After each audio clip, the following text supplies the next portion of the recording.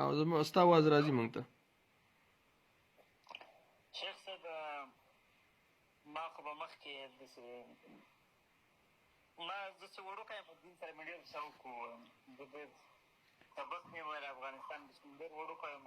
ما تقریبا کېدای شي تاسو به پېژنئ یو کتاب مستخلص نومېده تر هغه پورې ما درس ویلی ده. بیا ما بېرته زه اروپا کې اوسېږم اروپا ته راغلم زیاتره شیان مې د یاده وتلي. تقریبا 8 کاله کې مې کور نه بهر یم.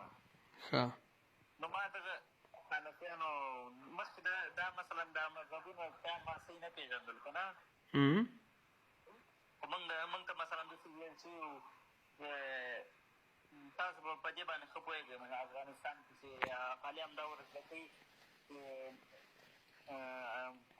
الله مثلا خدای دې څوک ده الله جلالو پیغمبر دې څوک ده محمد صلی الله علیه و وسلم او کتاب دې چې د قرآن کریم د چا په مذهب وي که نه بیا دا هم پکې شته ده. همدغسې ده. موږ ویلو چې نه ابو حنیفه په مذهب وي امام اعظم. نو بیا دغه د همدغه په مربوط امامانو بیانونه به ما اورېدل که نه. همدغسې ده. نو همغه درسونه مو ما ویلې همغه مطابق هغه مسلو چې سر رقم مسله به وه یا همغه حنفي مذهب مسله به وه که نه.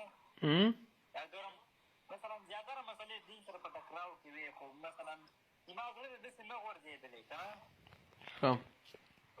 خو بیا به بیا یو ما دا سلفیت نه پېژندو نه مې دا اهل حدیث او دغه شیان پېژندو ځکه مثلا دې کارونه پسې زه ډېر نه وم. ما ویل همدغه حق دین لري مونږ سنیان یو او حنفي او داسې عقیده ده که نه.